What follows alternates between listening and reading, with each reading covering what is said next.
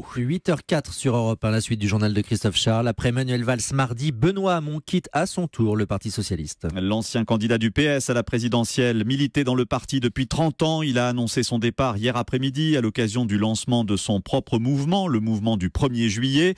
Benoît Hamon explique qu'il ne renonce pas à l'idéal socialiste, mais que le PS a peut-être fait son temps.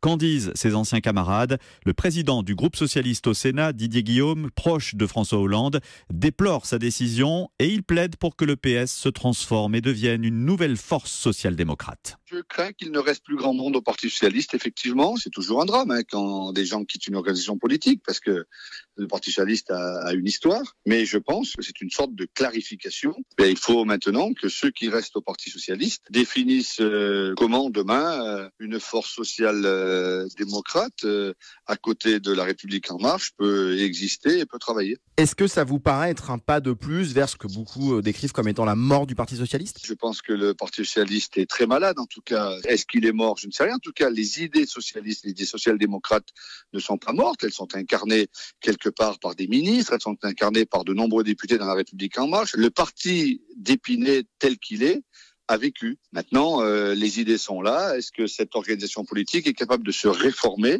sur une ligne stratégique claire? Le président du groupe socialiste au Sénat, Didier Guillaume, joint pour Europe 1 par Walid Berissoul.